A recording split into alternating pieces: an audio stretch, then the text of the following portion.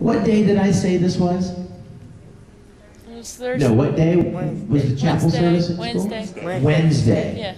What did I say happens Wednesday night? Wednesday night church. Wednesday night church service. So literally 3 hours after I had just gotten this lesson from John Ferguson in school, 3 hours later, I'm back in church, in the same building, in the same auditorium, only now it's the church service, Wednesday night church service. It's not the school service, the school chapel. And my grandfather was speaking that evening. Now, to my knowledge, he didn't have any kind of conversation with John Ferguson. But you want to guess what passage he spoke on? The same one. The exact same one. It was like a double-barrel shotgun. It's like double rainbow. I'm like, this is too weird. Why would they say this? Why would they talk about the same thing? All I can think is that that was what was meant to happen. That was what God intended.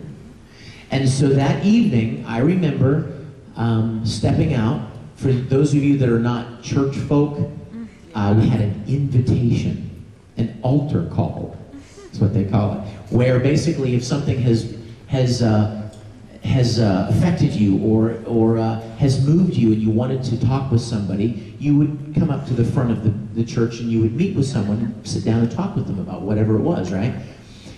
So I got out of my pew and I walked down, and you should have seen my grandpa's face.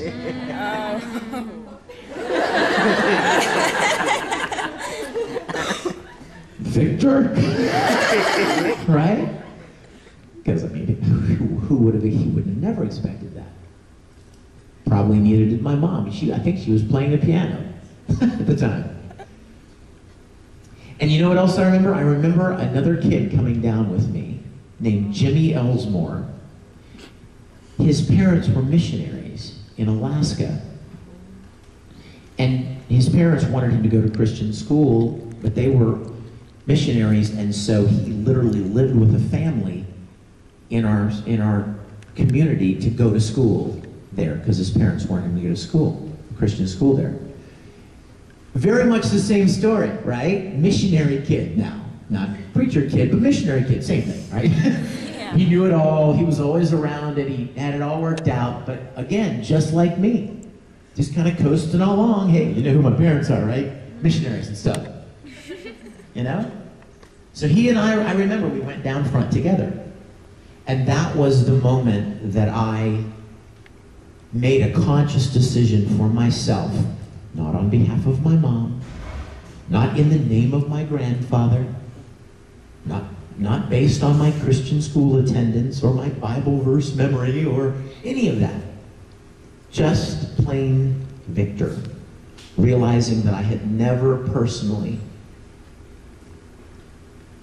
accepted the gift that God had offered me for myself. So I did that when I was 13, and I know it was in May when I was 13, and we won't talk about what year that was, but... And you know what I've learned over the years, and we were talking about this last night. Last night I went out to dinner with a friend of mine that I went to college with. And we just got into this conversation about this whole idea that, religion.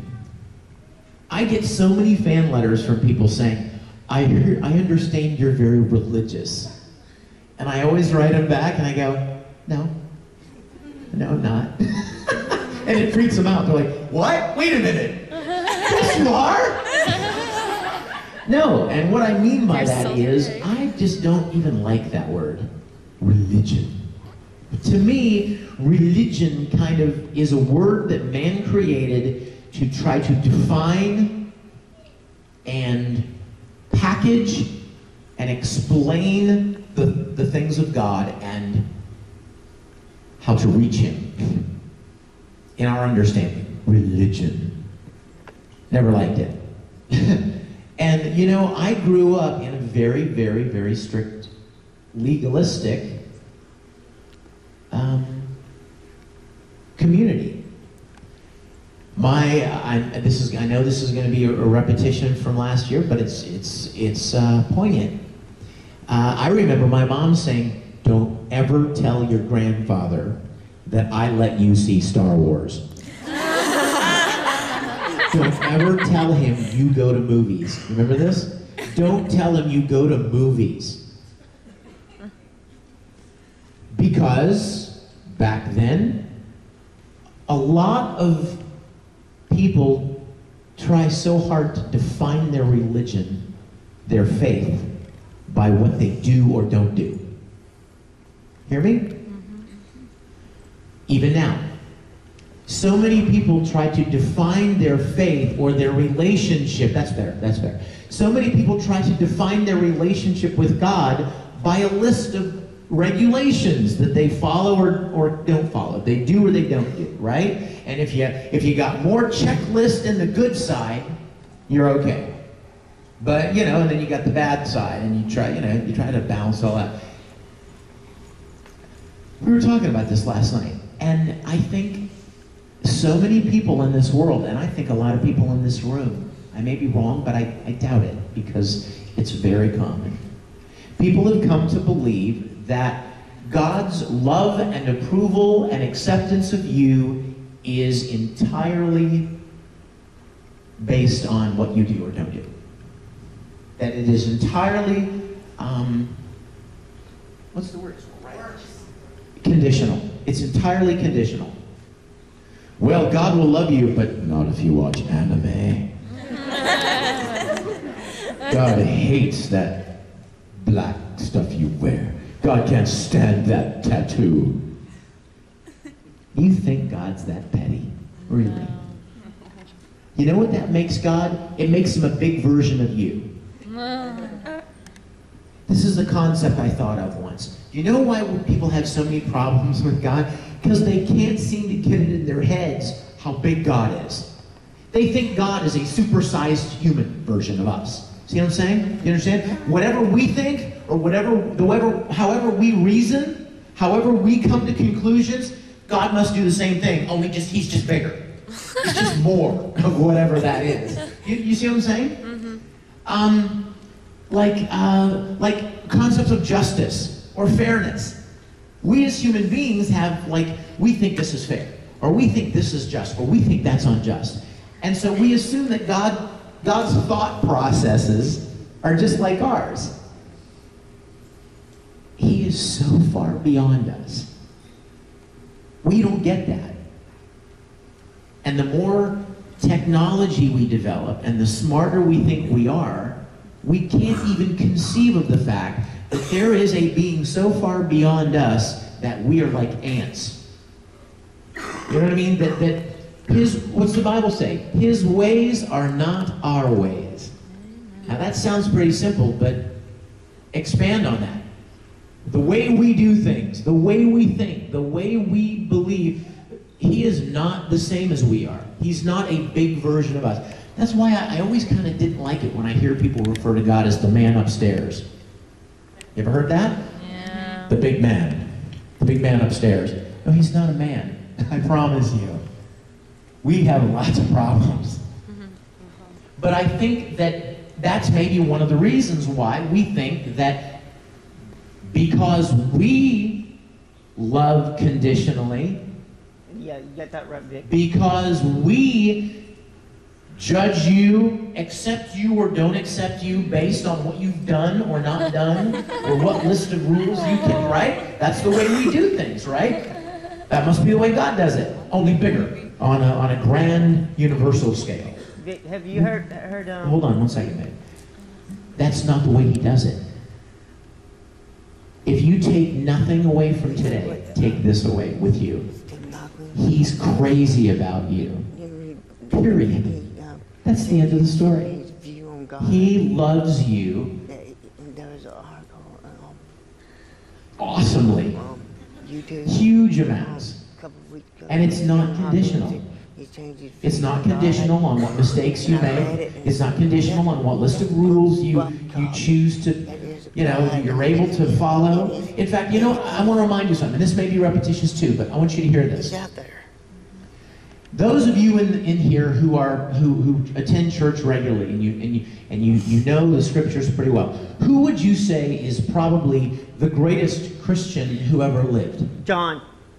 Or well, Jesus, like yeah, he's God, right? Different thing, whole different thing. Human being, missionary, who wrote more of the New Testament than anyone. Paul, the Apostle Paul, as in like Paul. You got it? You know what Paul wrote? The things I want to do, I don't do. And the things that I don't want to do, I end up doing. Did you hear that? Arguably one of the greatest Christians who ever lived wrote in the scripture, I mess up all the time. That's the contemporary translation. The things I know I shouldn't do, I end up doing. I do it all the time. And the things that I don't want to do, I do. And the things that I do want to do, I don't do. I'm always messing up. You know what else he wrote? Not that I have achieved, not that I've arrived, but I just keep pressing forward toward this goal. Now, if the greatest Christian, the greatest missionary, the man who wrote more of the New Testament than anyone else, if he was honest enough to say, I always screw up.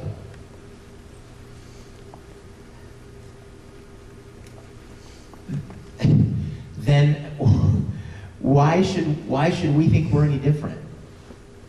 Why should we think that God is going to,